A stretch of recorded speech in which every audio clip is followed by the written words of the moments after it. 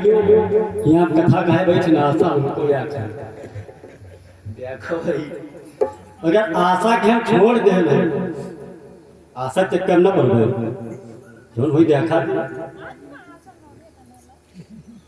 तो नाम का जो एक अलग महत्व है। नाम की महिमा विश्राम सागर में बहुत विस्तार से गाई गई है। कभी फिर अवसर मिलेगा तो सुनाएंगे।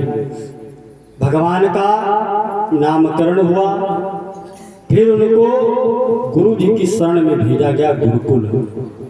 गोस्वामी तुलसीदास जी लिखते हैं, गुरु ग्रह गयो पढ़ने रघुराई, गुरु ग्रह गयो पढ़ने रघुराई, गुरु ग्रह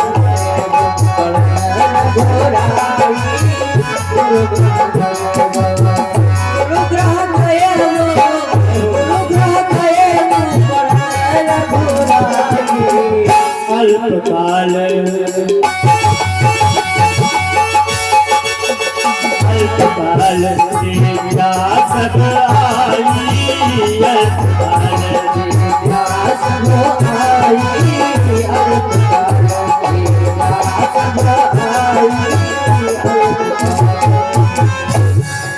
मात्र 7 दिन भगवान रुके हैं। उनको पढ़ने की आवश्यकता ही क्या थी। 12 कलाओं से परिपूर्ण रहना, 12 कलाएं लेकर के राघवेंद्र सरकार इस धरातल पर आए थे और भगवान कन्हैया 16 कलाओं से परिपूर्ण थी। कलाएं क्या हैं? अब आप लोग नीचे बैठे हो और हम यहाँ बैठे हैं। एक कला है जो आप में नहीं है, मुझ में है। कला क्या है? भगवान राम को नाचे हैं, नाचे नहीं पाओ है। कौनो बाजा बजाए पाओ है राम जी, नहीं बजाए पाओ है। और कन्हैया नाचू रे उनसे बढ़िया नाचे वाला ना कोई पैदा भवा है, ना कोई पैदा भवा रहा है, ना कोई हुई। वो हिये नहीं नाचे हैं, वो देवलोक से नाचते आए हैं। या बाजी और नाचे हैं, जान चुका याद है तो बताइए, तुझसे याद याद जिस समय भस्मासुर ने भगवान शिव जी का पीछा किया तो प्रथम नृत्य पहला नाच वहीं पर नाचे थे। उसी को पूर्णतः देखने के लिए शिव जी दोबारा फिर गए थे। भस्मासुर जब पीछे पड़ा भगवान के तो हमारे गुरु जी गाते हैं, दीन वरदान भस्मा को शिवने, दीन वरदान भस्मा को शिवने, दिल में सोचा सितारा नहीं है, दीन वरदान भस्मा को शिवने, दिल में सोचा सितारा नहीं है,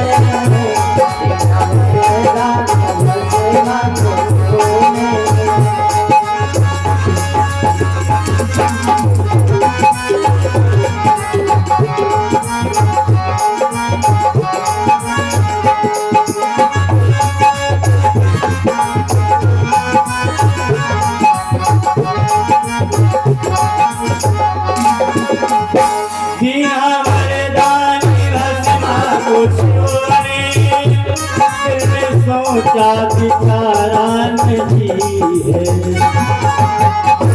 हाथ लड़के घाट के दूसरे पर,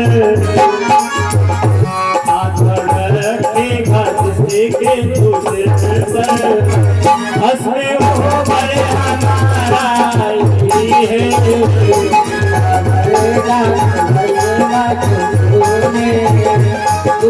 सोचा बिचारा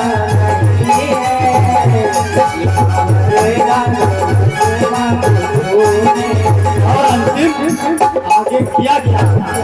जब वरदान पा गया तो शिव जी को ही भस्म करने के लिए दौड़ पड़ा। अब भगवान शिव जी दौड़ते जा रहे हैं, पीछे से भस्म उनके पीछे। तब भगवान को शंकर जी को विष्णु भगवान की याद आई और भगवान ने क्या किया?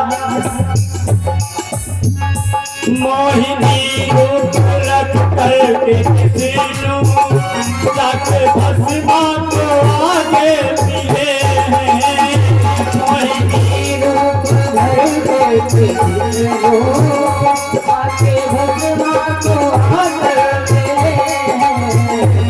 आगे जाकर के बोले बोले बातों ने उसे की नया बोले बातों ने उसे की नया बात की गवारा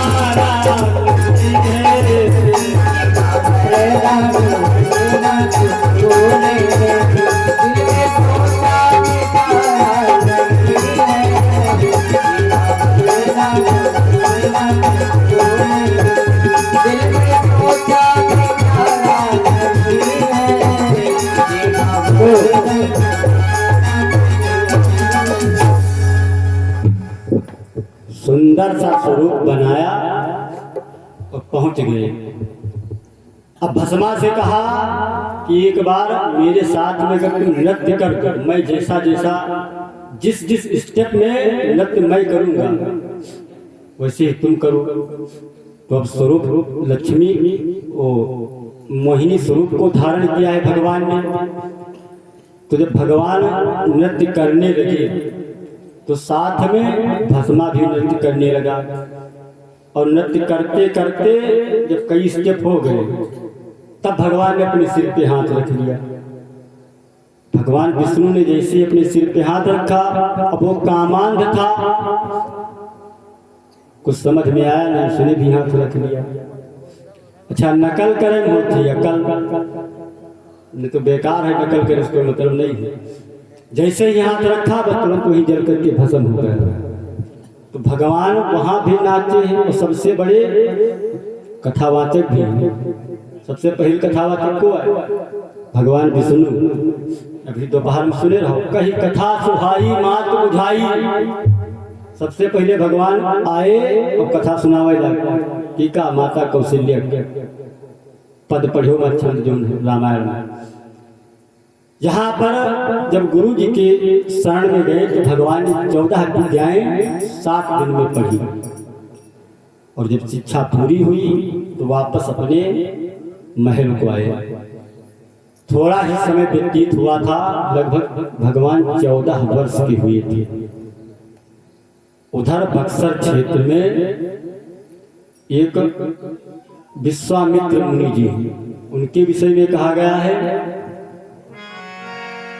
विश्वामित्र मुनि ज्ञानी विश्वामित्र मुनि ज्ञानी विश्वामित्र मुनि ज्ञानी विश्वामित्र महामुनि ज्ञानी विश्वामित्र महामुनि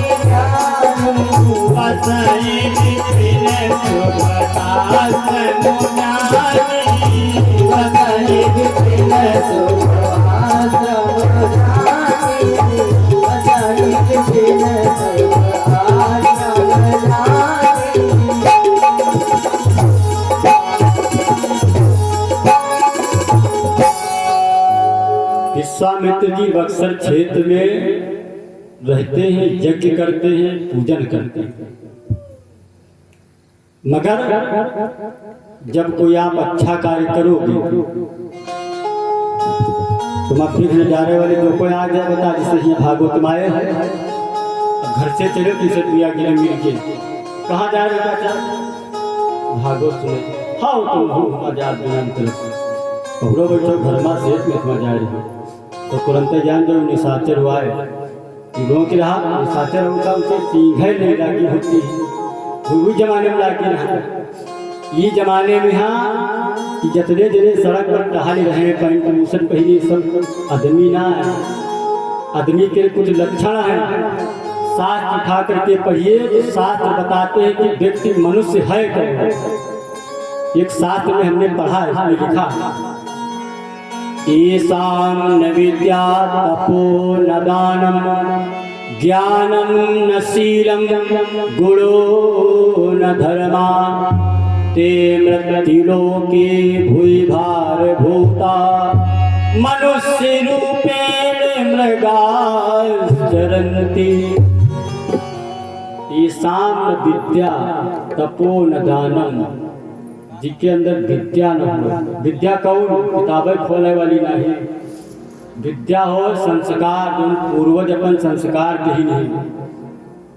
विद्या पढ़ करके व्यक्ति विवेकवान बनता है, विद्यावान बनता है। और विषय पढ़ करके आज का व्यक्ति जो है विषय पढ़ रहा है, इसलिए विषयी होता जा रहा है। विषय और विद्या में बहुत बड़ा डिफरेंस है।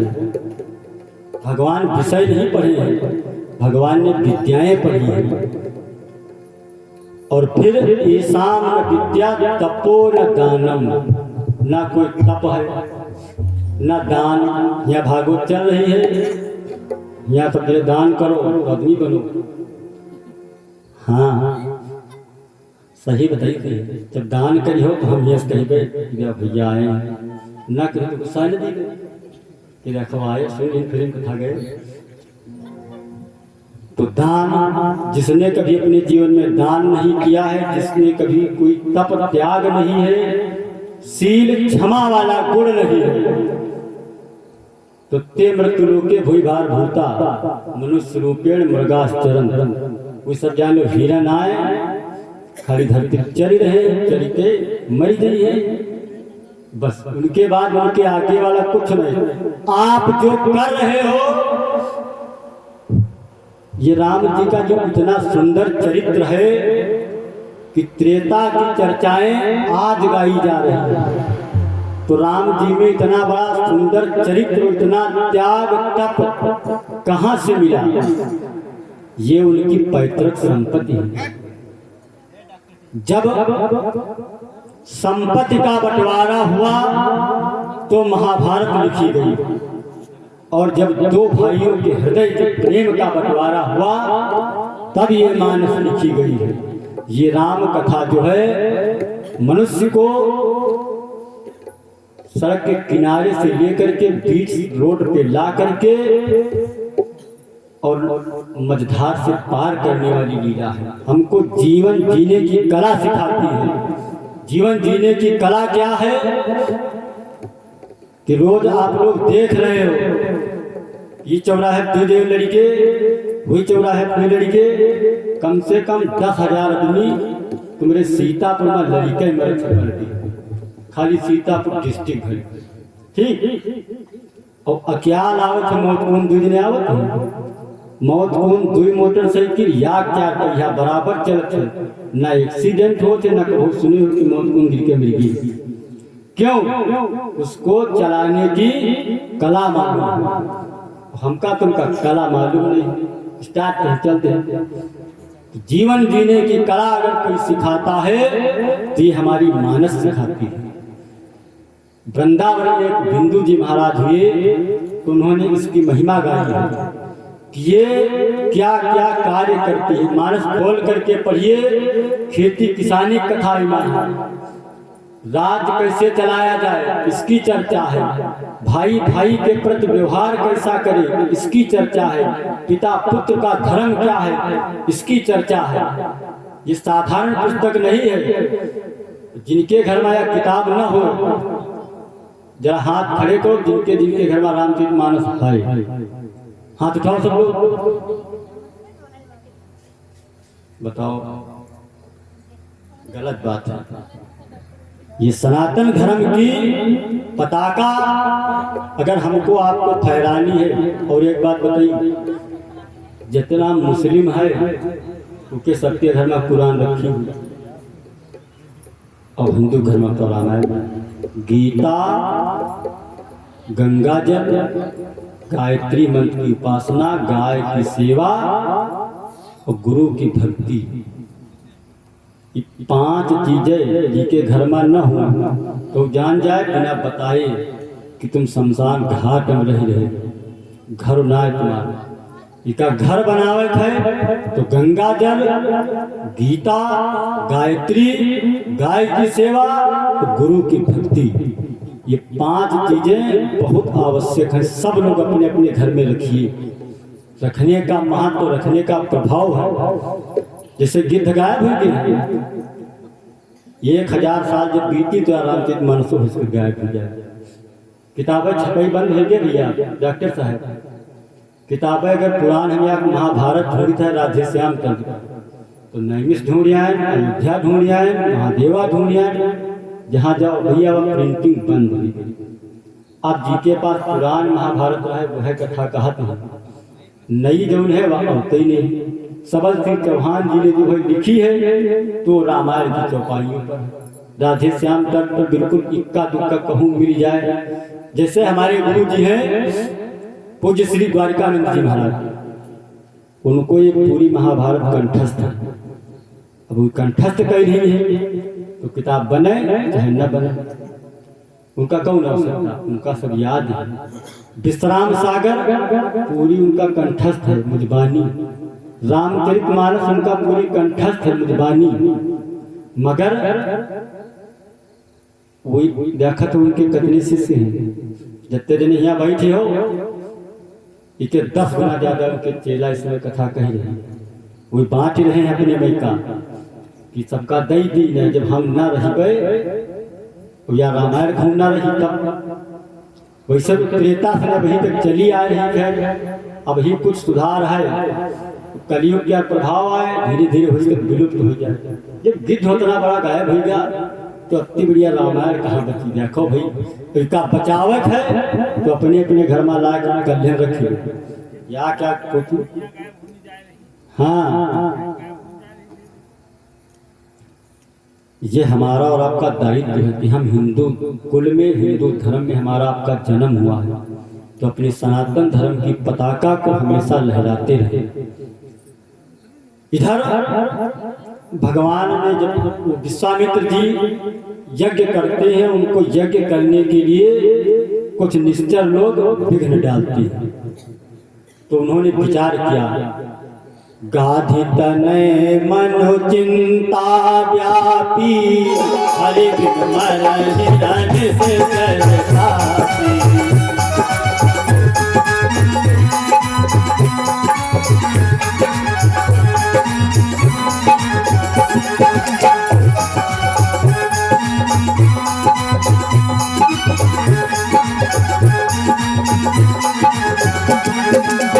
सब मुनिवर मन कीन विचारा प्रभु पवतर हरण मझधारा।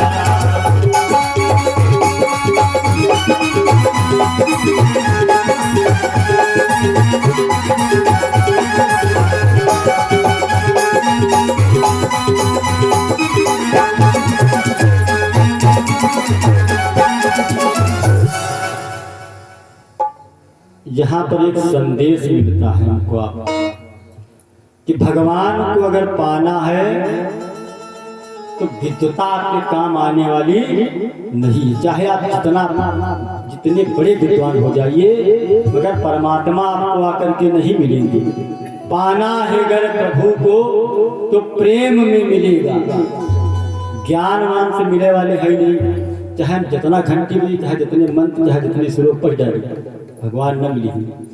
संदेश दे रहे गोस्वामी तुलसीदास जी कि विश्वामित्र महामुनि ज्ञानी, लेकिन उनका जरूरत है भगवान को तो जाए ही भगवान के पास। भगवान उनके पास नहीं आ रहे चल के, तो आगे चरित्र सुनने को मिलेगा। अच्छा, मांगने में सबसे बड़ी लघुता है। अगर आप मांगो ना तो आप में बड़प्पन है, और मांग रहे हो तो लघुता है। एक संदेश ये भी मिल रहा है, अभी सुनिए। विश्वामित्र महामुनि ज्ञानी बसहि विपिन शुभ आश्रम जानी। इनके विषय में सबसे पहले कहा गया महामुनि ज्ञानी। अब जैसे मांगे खातिर चले और राज दरबार के दरवाजे पहुंचे, तैसे इनका आधा भेंट कट गया। कैसे कटा? मुनि आगमन सुना जब राजा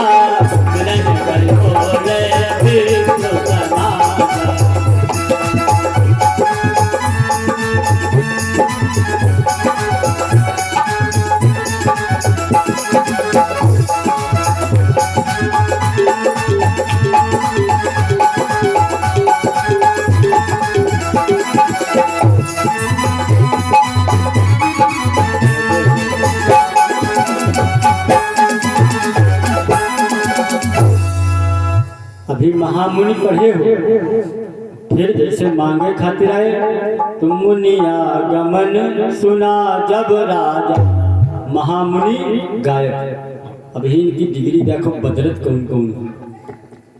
जब राजा को खबर हुई कि द्वार पर बक्सर क्षेत्र से विश्वामित्र जी का आगमन हुआ है, तो राजा अपने विप्र मंडली को लेकर के स्वागत सम्मान के लिए द्वार तक आए।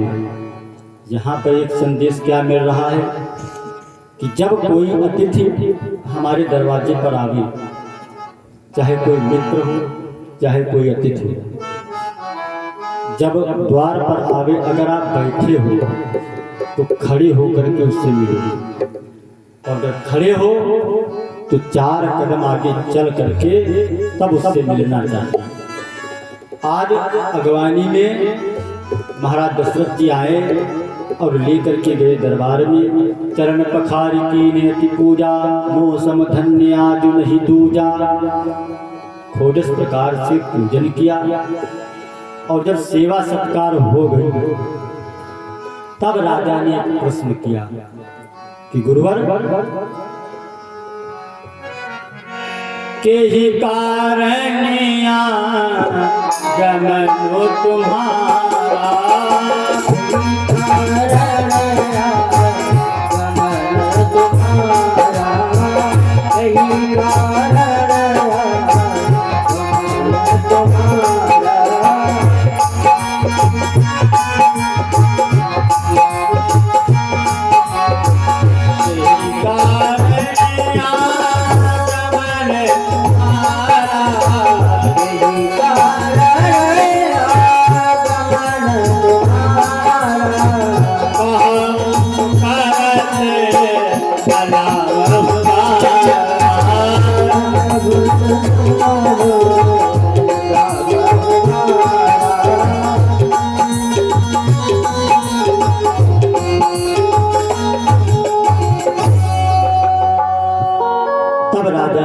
कि प्रभु कहिए मैं आपकी क्या सेवा करूं, आपका आगमन किस हेतु से हुआ है। तो विश्वामित्र जी कहने लगे, राजन असुर समूह सतावे मोही, मैं आयो जाचन नरकटोही। तो राजा ने कहा, मुनिवर जी आप क्या कह रहे हो, मेरे कुछ समझ में नहीं आया, जरा विस्तार से आप खुल करके खुले शब्दों में कहिए। तो विश्वामित्र जी ने कहा, राजन मैं यज्ञ जिस समय करता हूँ, दुख मुझको करते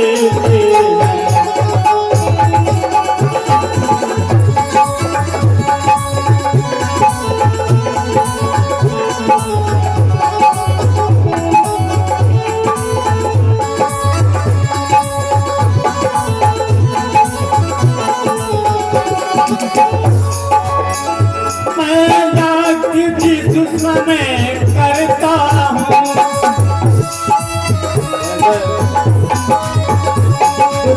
मुझको जैसे चलते थे, हमारे कुंड करते थे।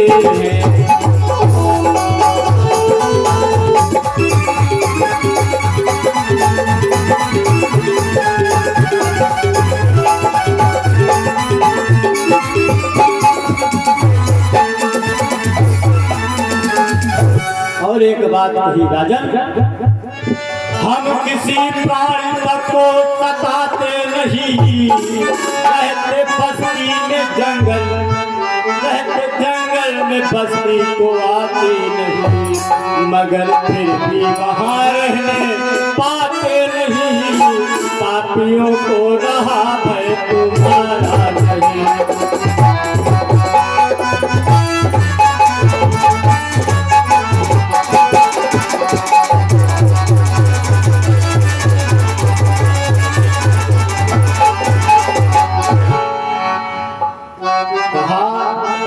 को तुम्हारा जरा भी खौफ नहीं है, मेरे यज्ञ को प्रतिदिन आकर के विध्वंस करते हैं।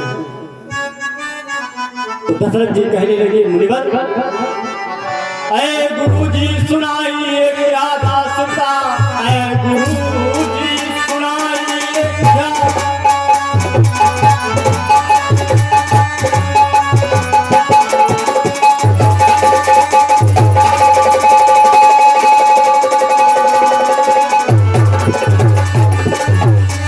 ऐ गुरु जी सुनाइए क्या दास्ता, पापियों को रहा भय हमारा नहीं, रुपया है फलक में सहाय करूं, पापियों की फलक में सहाय करूं।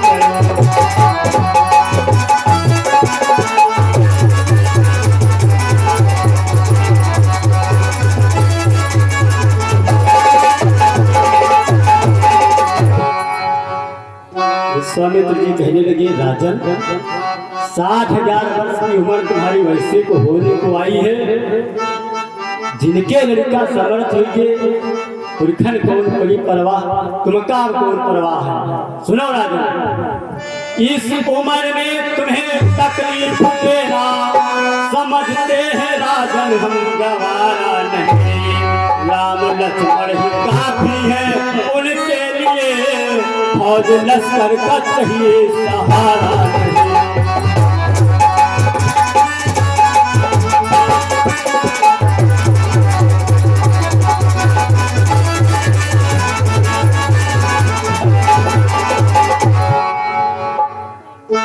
कहा अनुज समेत देव रघुनाथा, निश्चर बध कर हो सनाथा। बहुत लोग कहते हैं कि राम जी के साथ में लक्ष्मण जी को मांगा, गुरु जी ने लक्ष्मण जी को नहीं मांगा, उन्होंने कहा अनुज समेत देव रघुनाथा कि राम जी को दीजिए और उनके साथ में कोई एक भाई हमको दीजिए। तो जब ये सुना तो महाराज दशरथ कहने लगे, मुनिवर लो राज ताज संपत्ति से ये सब देना दुश्वार नहीं, आज्ञा हो तो मैं चला चलूं इसमें भी कार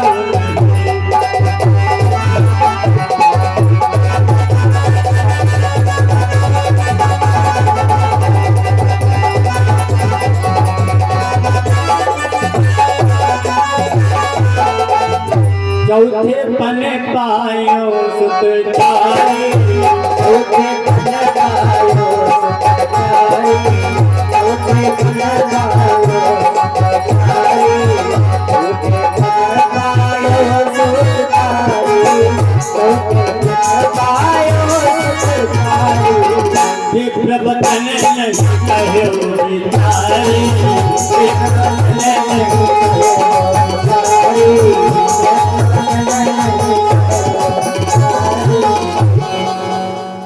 महामुनि से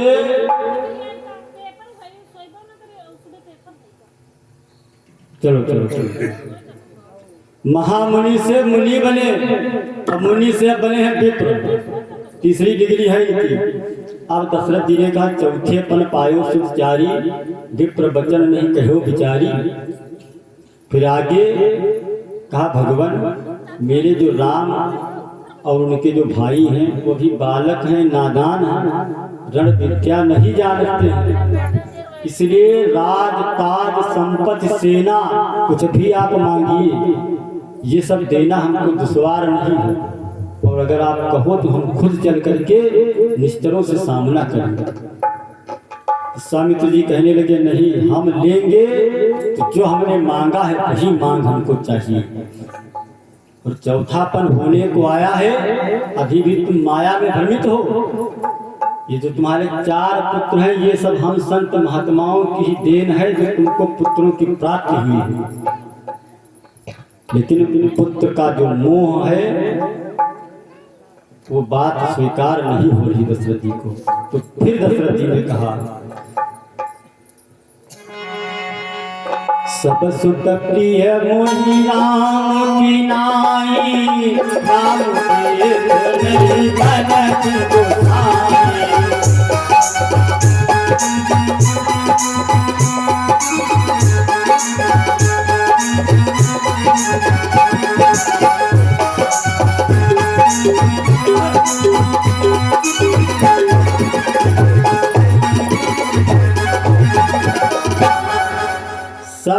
सुप्रिय वही राम की नारी, और राम देत नहीं बने गोसाई। महामुनि, फिर मुनि, फिर विप्र, अब आखिरी का बचे गोसाई। गोसाई बन के छूट है, थोड़ी देर और जो रुक जाती, तो गोस्वामी तुलसीदास जी का और तो उखड़ के डूबती, मगर ये अत्यंत चलकता जी कही। अब जब देखा कि राजा बात मानेंगे नहीं, तब क्रोध आया। विश्वामित्र जी क्रोधित होकर के बोल पड़े, राजन यदि आज विष्णु से कहता मैं, कल देते छोड़ गरुड़ वाहन, शिव शंकर की विनती करता, तो हिल जाता उनका धीरा।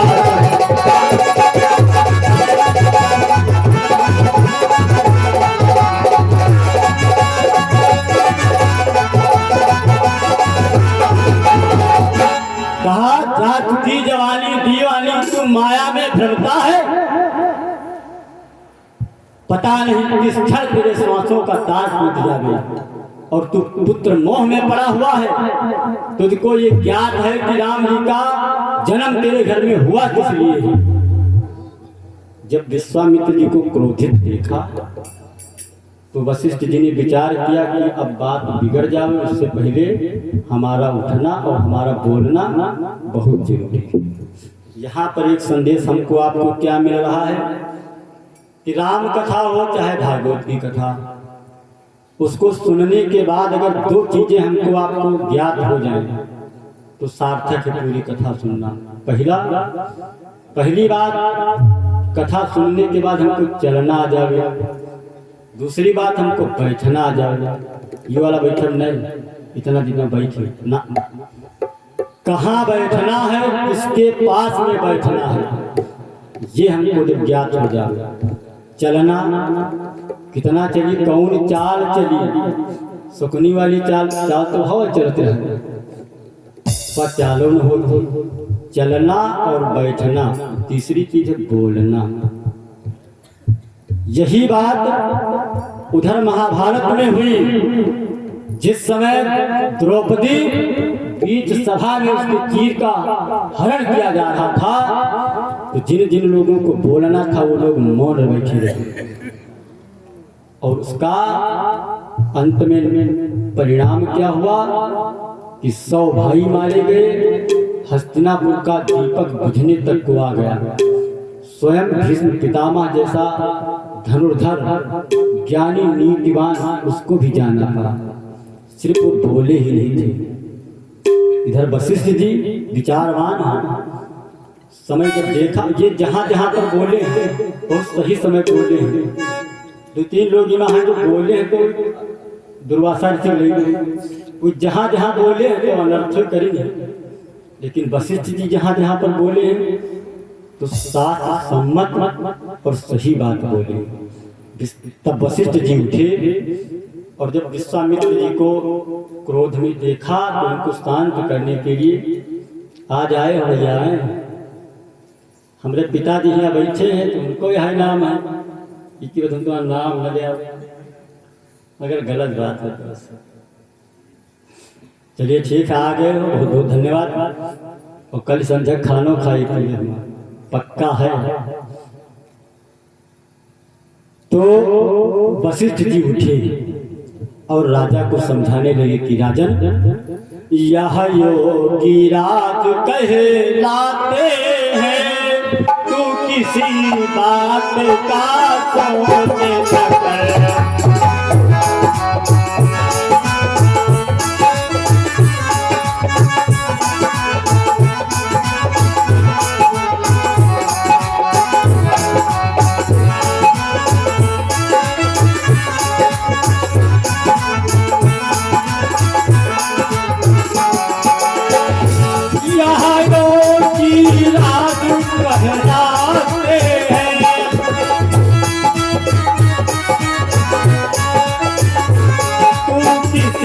बात का सोच न कर,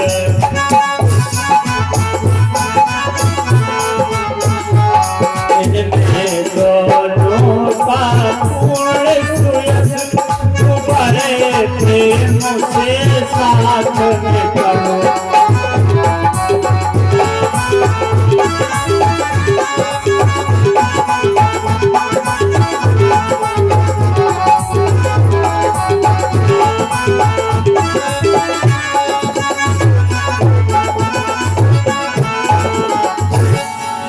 वशिष्ठ जी ने समझाया कि राजन, ये जो राम है कोई साधारण पुरुष नहीं है, ये इसीलिए इस धराधाम पर आए हैं और अभी तक हमने जो है इनको धर्म नीति सिखाई है, आगे चल करके इनको राजा बनना है।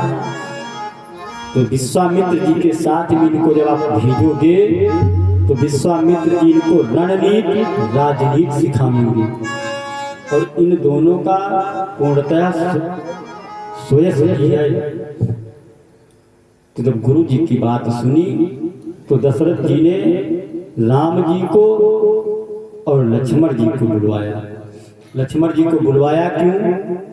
कदम कदम पर राम जी के साथ अगर कोई खड़ा रहने के लिए तैयार हुआ तो लक्ष्मण और भरत।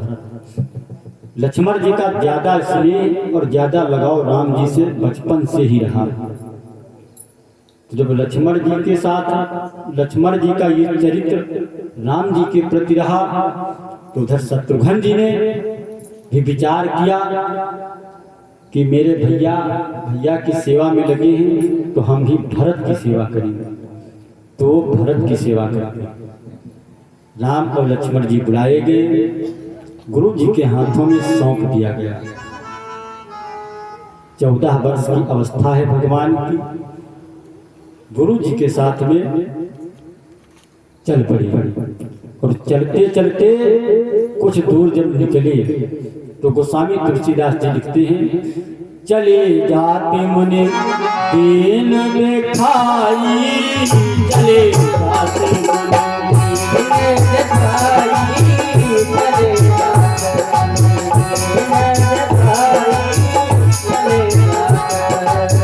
चले जाते मुनि, चले जाते मुनि दीन दिखाई। सुने ताड़का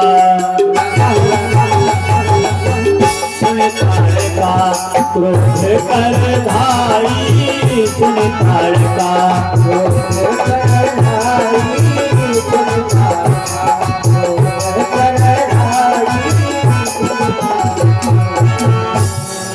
जा रहे थे तो मारीच और सुबाहु ये जो दैत्य हैं उनके साथ में ताड़का नाम की राक्षसी।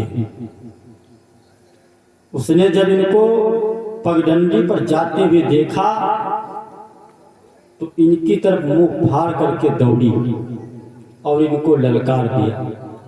तो ताड़का को अपनी ओर आते जब देखा विश्वामित्र जी ने तो तुरंत आदेश दिया कि राम इस पापनी हत्यारिन का वध करो, बाण निकालो, उसके प्राणों का हरण करो। तो राम जी ने तर्कस तक हाथ तो बढ़ाया लेकिन फिर आगे कूदे। फिर विश्वामित्र जी ने कहा राम बाण निकालो और उस हत्यारे का वध करो। तो राम जी फिर खड़े।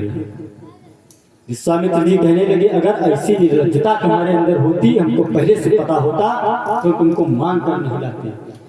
हम कह रहे हैं तुम बाण मारो, तुम खड़े हो, क्या सोच रहे हो? तो राम जी ने कहा गुरु जी, हमारे जो कुल गुरु वशिष्ठ जी हैं उन्होंने हमको नीति और ज्ञान सिखा करके कहा था कि राम रघुवंश में सूर्यवंश में कोई ऐसा सूरवीर कोई राजा हुआ नहीं है अभी तक जिसने किसी अबला पर शस्त्र उठाया हो। और आप कह रहे हो किस नारी पर प्रहार करूं, तो आपकी बात मानूं या जो कुल के गुरु वशिष्ठ जी ने अभी तक सिखाई है उस बात का पालन करूं? तो वशिष्ठ जी ने विश्वामित्र जी ने कहा राम उन्होंने आपको जो सिखाई है वो है धर्म नीति, और कुछ दिनों के बाद आपको राजा बनना है और राजनीति और रणनीति हम सिखाते हैं और ये है राजनीति।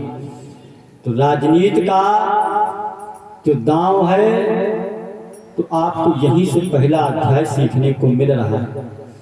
और ये कोई अबला नारी नहीं है या आतंकवादी आतंकवादी के कोई जाति हो, ना आतंकवादी हिंदू है ना आतंकवादी मुस्लिम है, ना लेडीज ना जेंट्स। अपराध को जो बढ़ावा दे और बुराइयों में लिप्त रहे वही अपराधी और वही आतंकवादी है। बाकी आतंकवादी बनाए बनाए कोई डरे नहीं गए कि जैसे घुइयाँ जाम गया तो उसे आतंकवादी जाम गया। तुम देखो जाम आतंकवादी जो बुराइयों को बढ़ावा देता है वही आतंकवादी है। इंदिरा गांधी का जब मर्डर हुआ तो कैसे मरी थी? आतंकवादियों के द्वारा ही तो मरी। भले ही उनके साथ के लोग थे या कैसे भी कुछ भी हुआ, लेकिन उनके साथी लोग जिन्होंने बुराई को अपने अंदर समाहित किया वो बुरा इंसान और वही आतंकवादी है। विश्वामित्र जी ने कहा राम इसका वध करो वरना ये हमारा और तुम्हारा भक्षण कर जाएगी। नीति कहती है सर्वस जाति आध रखो लीजे, सर्वस जाति आध रखो लीजे, सर्वस जाति आध रखो लीजे, सर्वस जाति आध रखो लीजे, सर्वस जाति आध रखो लीजे। सबका हनई थाही हनी ठीक है, सबका हनई थाही हनी है, सबका हनई थाही हनी है।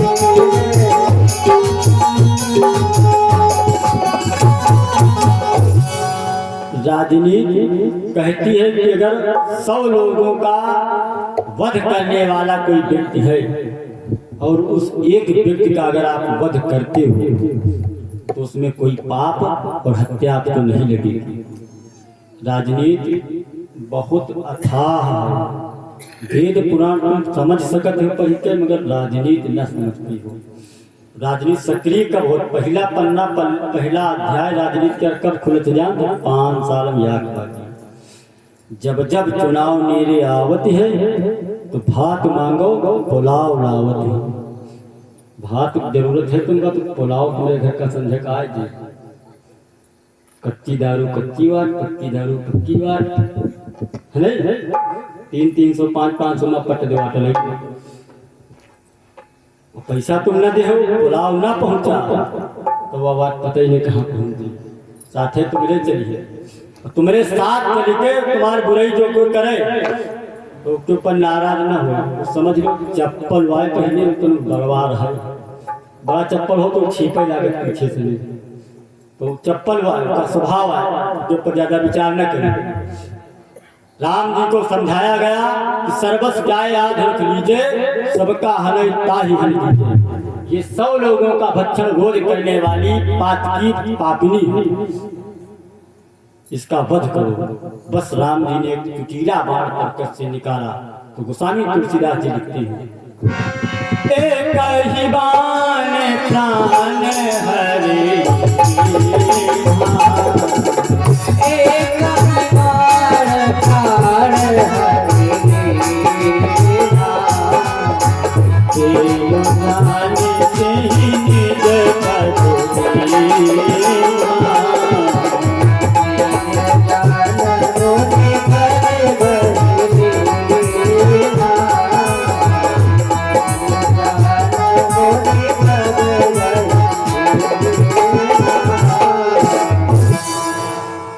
कही बान प्राण हर लीन्हा, दीन जान से ही निज पद।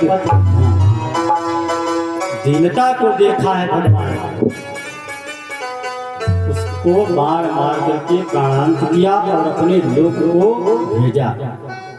भगवान हाजत कोई नहीं रहा अपने लोक की, जिका जिका मारत है पहुंच जाता है भाई। उनके हाथ जो कोई मर जाए तो उनके चला जाए, उनका भ्याजक छोड़ो। तारका का वध करके आगे भगवान कहे विश्वामित्र जी आप लोग जा कहाँ रहे हो? अच्छा प्राइवेट काम, उमा रोक टोक नहीं जा सकते, लौट आए भैया, तुम्हारे सबका सहारा है। हाँ तुम सबको हमारे जान खाद पास आओ, ना पड़ी तो सुखा जा, पड़ी रही बराबर चला कर। थोड़ा जब आगे बढ़े और आश्रम को आए, संध्या काल की जब बेला हुई तब गुरु जी ने दो विद्याएं सिखाई है राम जी को और लक्ष्मण जी को, बला और अति बला। ये दो विद्याएं ये सिखाई क्यों? गुरु जी, गुरु को शिष्य के जीवन में कल क्या होगा पहले से ही गुरु जी को पता हो जाता है। उनको पता है कि अब बिहाव हुई, वनवास हुई, 14 साल तक भटकी हैं। राजमहल में 14 साल तक रह के मैगी, चाउमीन, पिज्जा, बर्गर काटे हैं। 14 साल जंगल में कितना रही हैं, तो इनकी आदत पहले छोड़ी जाए। तो बला और अति बला ये दो विद्याएं सिखाई। उनसे जाते लगे न क्षुधा पिपासा, कि अगर भगवान को 14 वर्षों तक आवश्यकता जल न मिले तो इनका कोई दिक्कत न हो, प्यास न लागे, भूख न लागे। तो कहूँ भगवान को दिखाई नहीं रामायण कि भगवान वहाँ बैठ खाते हैं खाना, या कहूँ वो गए कई जगह, भरद्वाज जी के आश्रम पर गए और वाल्मीकि जी के भी आश्रम पर गए हैं, अगस्त मुनि के पास भी गए हैं, सरभंग मुनि से भी मिले हैं। खैन कहाँ है? सबरी के। बाकी यात्रा शुरू करनी है केवट, रावण मर गवा लौट आए। बीच में भगवान कहूँ पिज्जा बर्गर कोई दुकान है नहीं खाए। तो गुरु जी का पहले से पता रहा, बला और अति बला ये दो विद्याएं सिखाई। प्रातःकाल मुनिसन रघुराई, प्रातः कहा मुनिसन रघुराई, निर्भय यज्ञ करो तुम जाई। होम करन लागे मुनिझारी, आप रहे मख की रखवारी। भगवान ने कहा गुरु जी अब यज्ञ शुरू करो। यज्ञ प्रारंभ हुआ, जैसे धुआं उठा, जैसे ममाखी उड़ाए लेकिन धुआं से पचा गया, ऐसे सब सनसना का हो जाता। तो कोई मांस टुकड़ा डाल रहा है यज्ञ कुंड में, मतलब विध्वंस करने की सारी क्रियाएं कर रहे हैं। बस भगवान जी ने निकाला धनुआ और बाण, शुरू किया वध करना, बाहु सुबाहु फट, जितने भी अग्निचर थे सबका संहार किया। और अंत में मारीच आया तो भगवान ने उसका वध नहीं किया। उसके विषय में गोस्वामी तुलसीदास जी कहते हैं,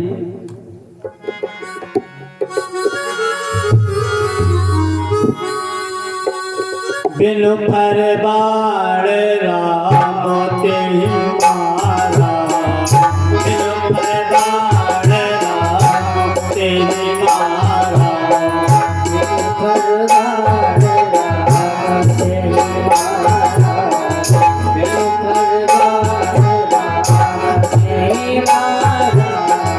बिनु फर बाण राम तेहि मारा, बिनु फर बाण राम तेहि मारा, सतयोजन गयो सागर पारा, सतयोजन गयो सागर पारा, सतयोजन गयो सागर पारा।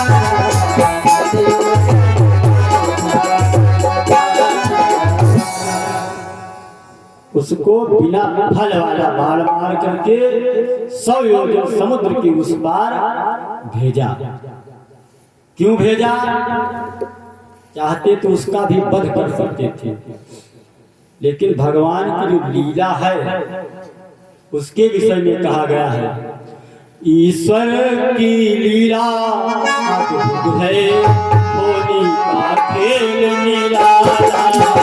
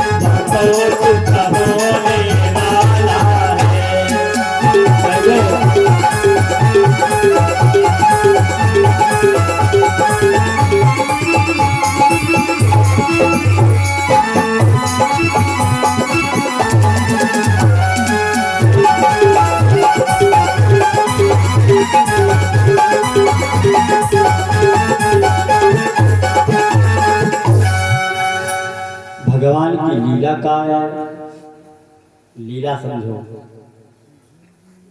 जी का प्रधान जिया कॉलोनी दिहिन के लड़का है 16 लड़का है दादा, और घर तीन पाँव फिर भारी या कॉलोनी, जिनके 4 मकान 2 प्लाट 3 भट्ठा 2 इंटर कॉलेज, इतना कुछ बना है। उनके घर में किराएदार और कबूतर, उनके कोई लड़का बच्चा नहीं। यह है भगवान की लीला।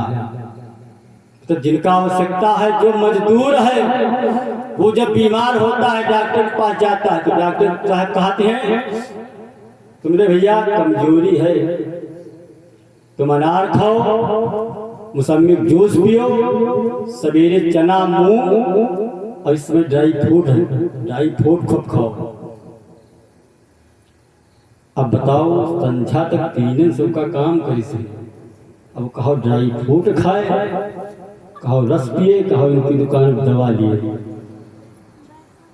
अब जिनके पास चीनी में भट्ठा इंटर कॉलेज और फलन के पता नहीं उनके कतनी बगिया, वही जब बीमार होते से डॉक्टर बता देते तुम्हारा भैया शुगर है, तुम शक्कर छुयो ना, बर्फी खायो ना, प्याड़ा खायो ना, तुम खाओ का करियालक जूस पियो, लौकिक जूस पियो। तो वो बेचारे उनके सब मुहैया है, वो सोचते हैं वो अगर खाएं तो बड़ी महंगी मिठाई खाएं, लेकिन भगवान का न क्यों न खाओ, करियालक जूस पियो सस्ता वाला। ये है भगवान की लीला। और इस समय भी सरसों जब थोड़ी बड़ी हो जाने दो, सरसों के ऊपर माहू देखे हो, बिल्कुल सुई नो बराबर होते। अगर किसान वहाँ दवाई न डाले कीटनाशक, तो जाड़े मारे न मरी, जाड़े मरी नहीं सकते। भगवान कहा कि बिटिया तुम चुप्पे बैठी रहो है, हमारे जाड़े से न मरी हो। ये है भगवान की लीला।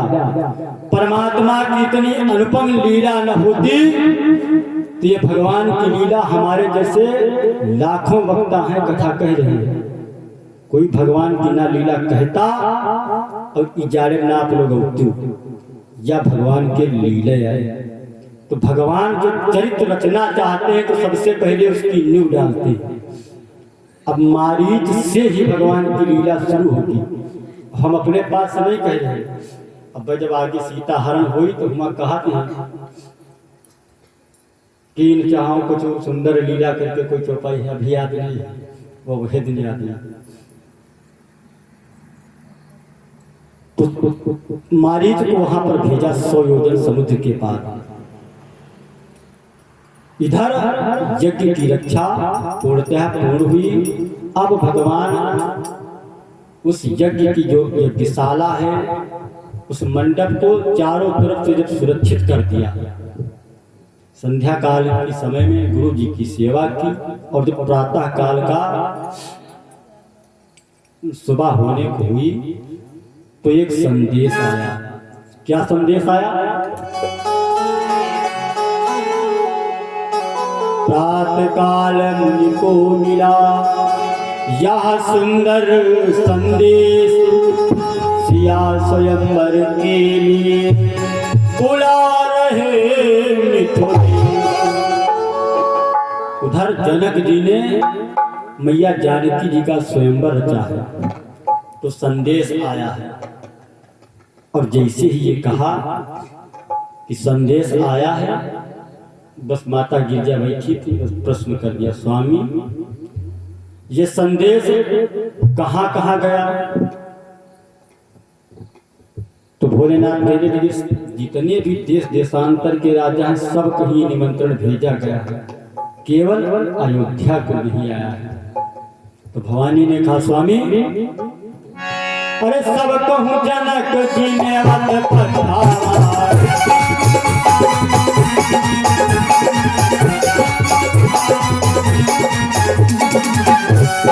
जनक जी ने वत पठावा, कारण कवने अवध नहीं आवा।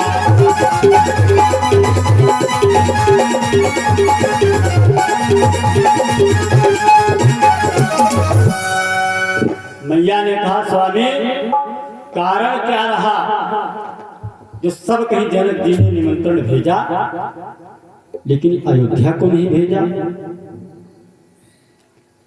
तो भोलेनाथ कहने लगे देवी इसकी एक लीला है, वाल्मीकि रामायण में आपको मिलेगी। क्या हुआ?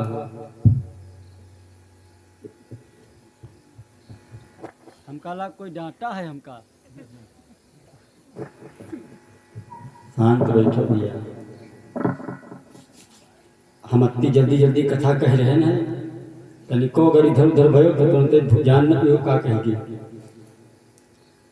हम कहिबे दिल्ली को तो मीनार है, तुम्हारे समझ में दिल्ली को किया बीमार है, तो तभी ध्यान लगाए हो। अगर हम भूल जी तो हमका बतायो कि तुम यहाँ रहो, यहाँ कहाँ आएगी, ठीक सभी ने बतायो। तो भोलेनाथ कहने लगे देवी एक बार एक राज्य में अकाल पड़ा, सूखा। एक राजा की बगिया थी, उसमें जितने भी पेड़ पौधे थे सब सूख गए। गुरु जी के पास, महात्माओं के पास जब इसका उपाय पूछा गया तो उन्होंने बताया कि जो प्रतापी राजा या कोई भी व्यक्ति आकर के कच्चे सूत के घड़े से, धागे से और कच्चे घड़े से कुएं से जल निकाल करके 100 घड़े जल इस उपवन में डालेगा तो ये उपवन हरा भरा हो जाएगा। अब इस घोषणा को सुन करके अनेकों देश के राजा लोग पधारे। इधर महाराज दशरथ जी की तैयारी करने लगे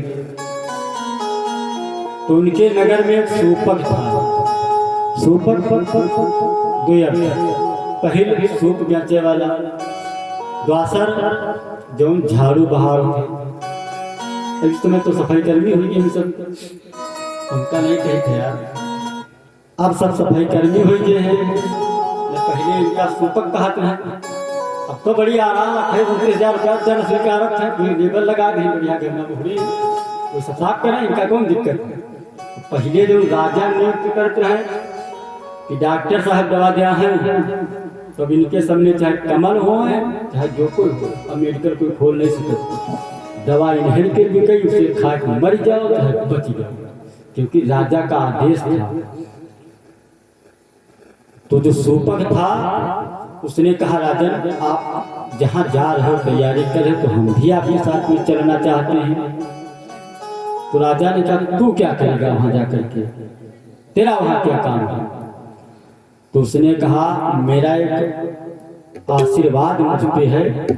एक बार हम जंगल को लकड़ियां लेने गए थे तो एक गाय माता पंख में धंसी जा रही थी, तो उस कीचड़ से हमने जब गाय माता को बाहर निकाला था तो उन्होंने हमको आशीर्वाद दिया था कि पुत्र तुमको 100 यज्ञ करने का फल मैं दे रही हूं। तो आज हम आपके साथ में चलेंगे और वो जो आशीर्वाद देना होगा तो आजमावे चेक करे तो साथ ले चलो। दशरथ जी ने विचार किया चलो ले चलते हैं।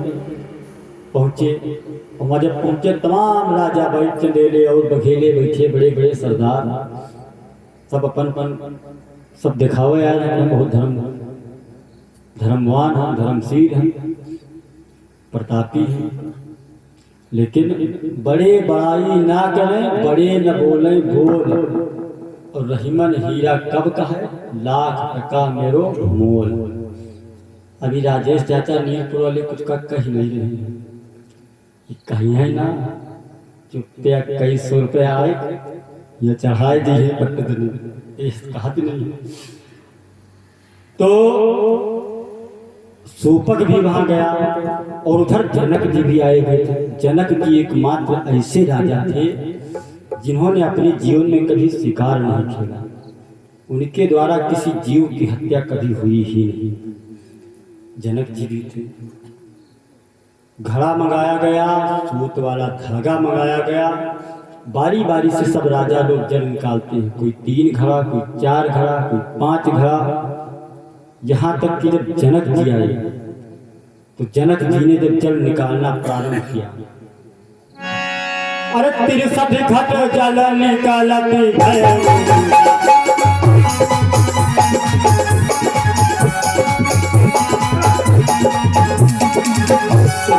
घट जल निकालत भय ओ पहिली टूट घट भय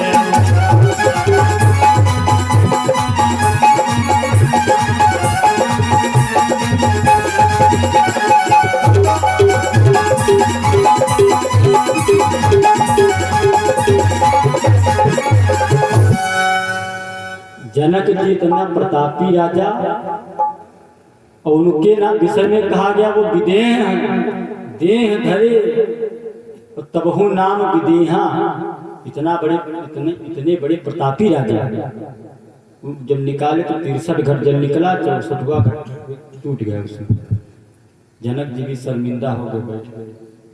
अब दशरथ जी का जब नंबर आया, सूपक को ये बात पता था, उसको मालूम था कि ये रोज इतने काम के राजा क्या काम का रहा है दशरथ जी का।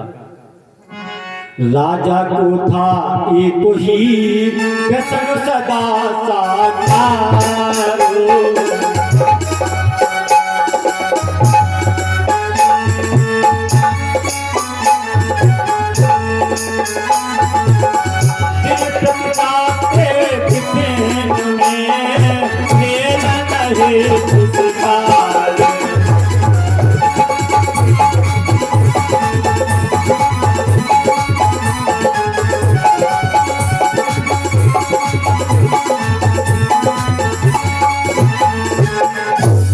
लोग शिकार करे जाते हैं, इससे बचा कुछ नहीं। मुर्गा हिरन लोग चुआवा मार सकता है, इनके बस की बात है ही नहीं। तो इनको जब आगे बढ़े दशरथ जी, तब तक सूपक खड़ा हो गया। राजन आप रुकिए, थोड़ा हमको आगे आने दीजिए। तो फट सूपक आगे आएगा, तो उससे पूछागा तुम कहाँ का राजा हो? तो कहा लगा हम राजा वाजा कहूँगी ना, और हमार सूपक अयोध्या के।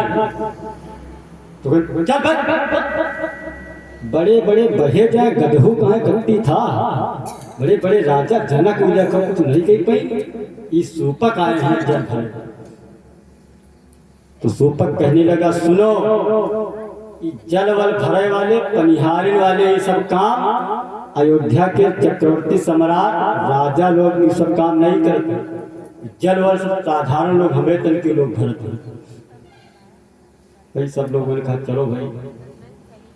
सूपक ने जल प्रारंभ किया निकालना, 101 घट जल उसने निकाला, और जैसे ही उपवन में डाला तो उपवन संपूर्ण हरा भरा हो गया। चारों तरफ जय जयकार होने लगे। चक्रवर्ती महाराज सम्राट अयोध्या नरेश महाराज दशरथ की जय। चारों तरफ ये कोहराम मचा कि अयोध्या का एक सूपक जिसने 101 घड़े जल निकाल करके उपवन की रक्षा कर दी, वापस चले आए। बात पड़ी रही। जब न्योता लिखे लाग जनक जी लिखत लिखत जब अयोध्या की याद आई, तब दिमाग कमावा कावा।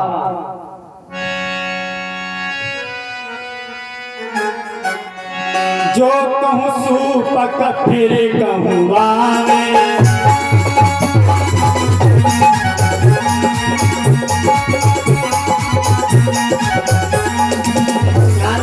छोटे मोटे काम हमारे जमादार चपरासी सूप बेचे वाले करते हैं। और कहूँ फिर आवा, जो कहूँ सूपक फिर कहूँ वाले, जो कहूँ सूपक फिर कहूँ आवे, थोड़ा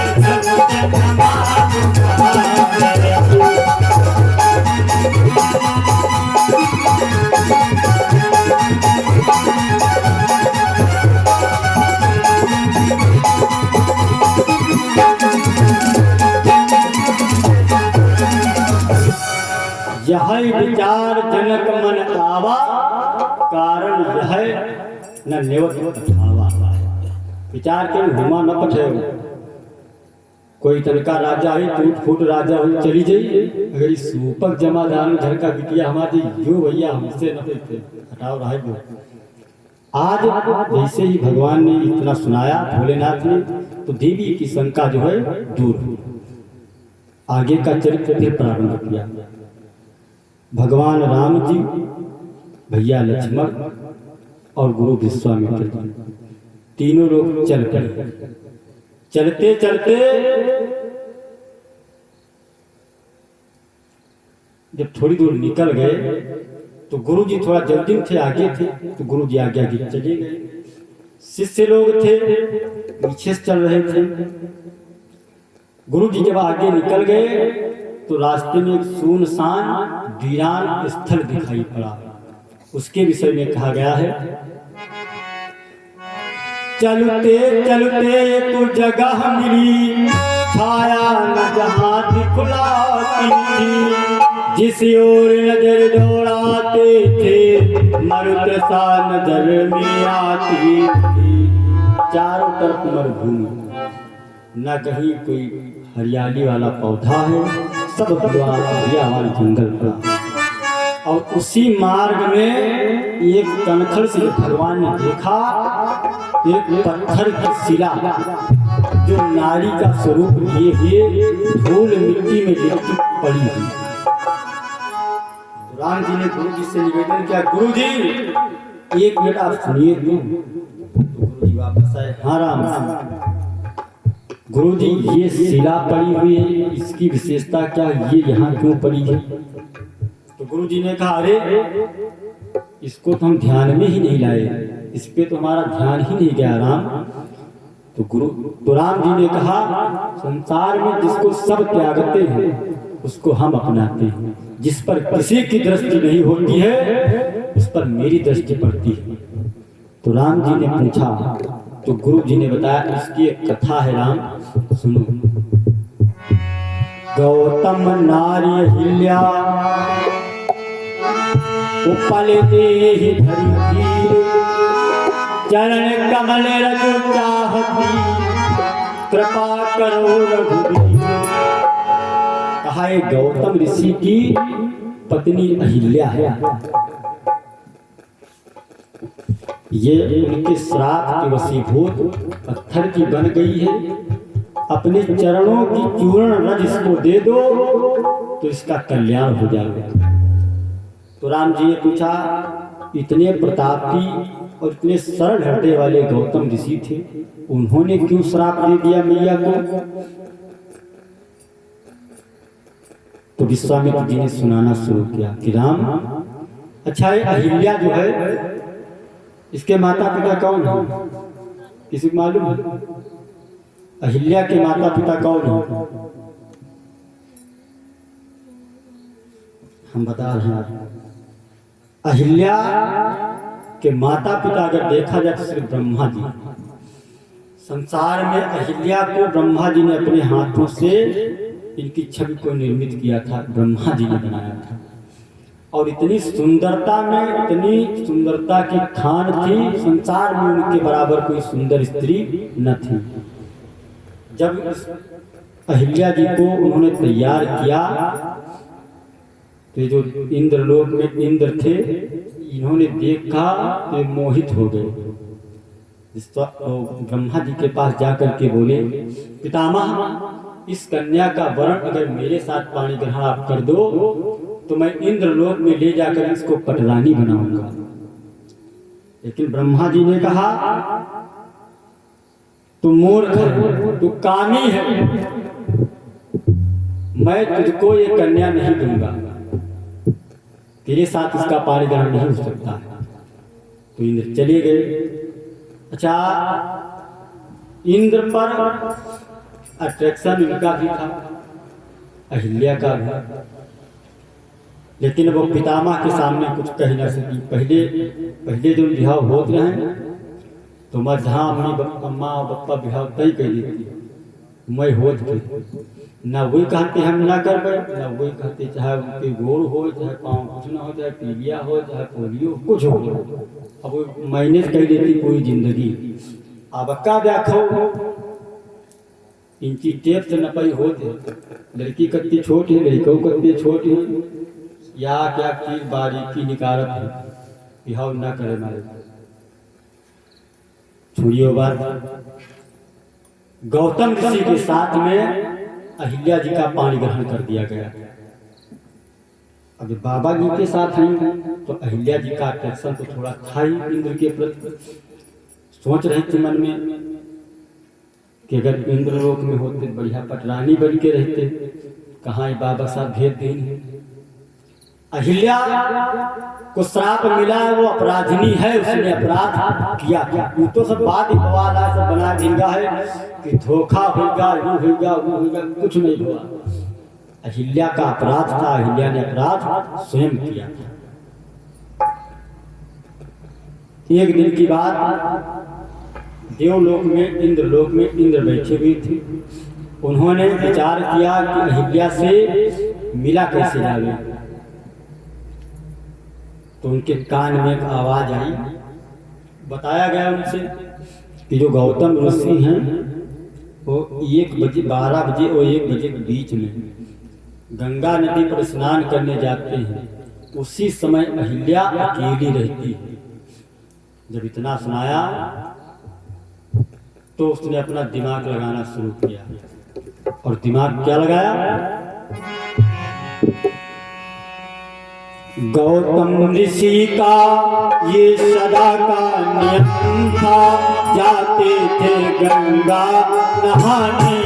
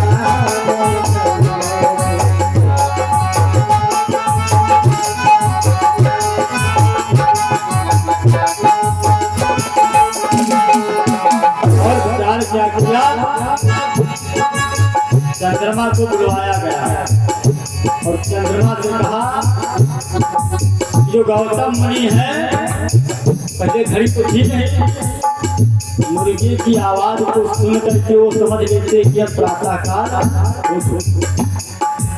आपकी आवाज को सुन करके वो जिस समय गंगा जी में स्नान करने के लिए जाएंगे तब मैं अहिल्या से मिलूंगा। चंदा को आदेश दिया, कहा चंदा से बन जाओ मुर्गा,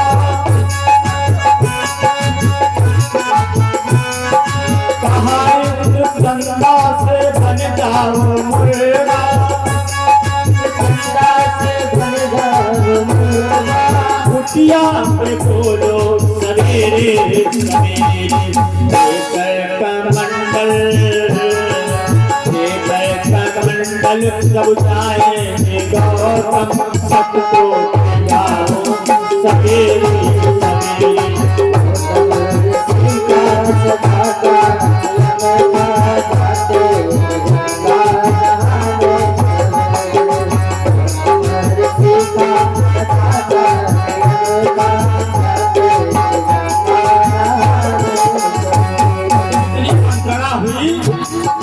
गंगा भी शामिल हो गया। बुरा काम तुम करने चलो तो ज्यादा लोग मजा लेगा। इस समय देख रहे हो कथा में अब बता दो सावक पिछवाड़े बजाता लगावत कर जाता, पूरा गांव मेरे साथ है, चलो बजाता अब हमका कष्ट तब होते यहाँ गैया और सावा के बजाता रहे पाछे पर महमूदाबाद से था तो नादिया कहाँ है, उनके कहने बुजुर्ग करते जिनका क्या तुम लपटाए रहे हो पत्थर के जो बनी उसके काने में हाथ जाए कबहो न सुनी है, कबहो न सुनी है, कबहो न मारे जब सड़वा गैया देखे का परिणाम। गंगा ने मुर्गे का रूप बनाया, मुर्गे का रूप बनाया, गौतम का रूप देवराज ने सजाया, गौतम का रूप देवराज ने सजाया। ऐसी रात की लगभग 12 टुकड़ों को बोला सवेरे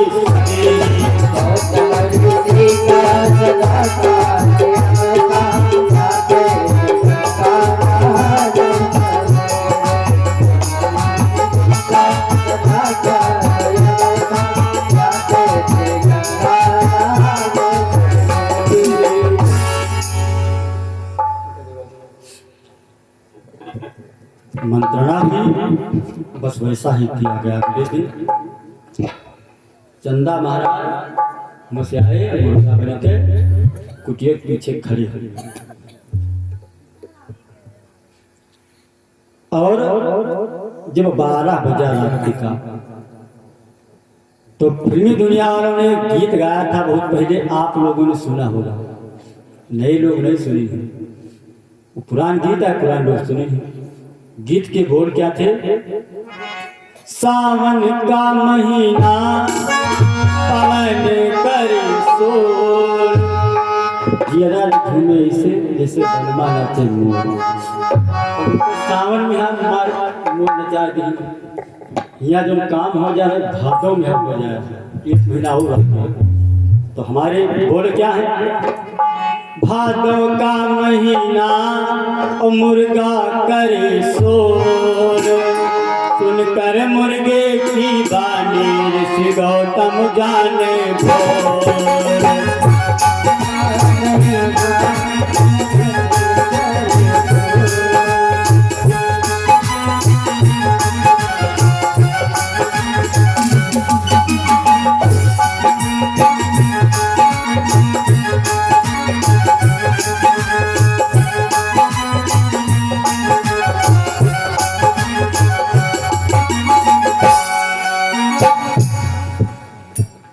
भादों का महीना है और जब मुर्गी ने आवाज की तो गौतम ऋषि ने समझा कि भोर होने को आया है। लिया कमंडल भरकर वस्त्र अपने और गंगा तट की ओर चल पड़ी। और जैसे ही वो घर से निकले बस देवराज इंद्र को मौका मिला, तुरंत देवराज ने गौतम का स्वरूप धारण किया और कुटिया के अंदर प्रवेश किया।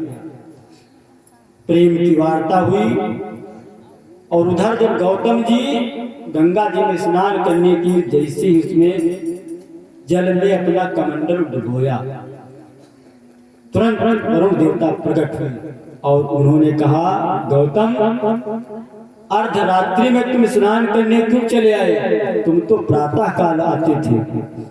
यहाँ पर पहला अपराध अहिल्या माँ ने क्या किया जानते हो?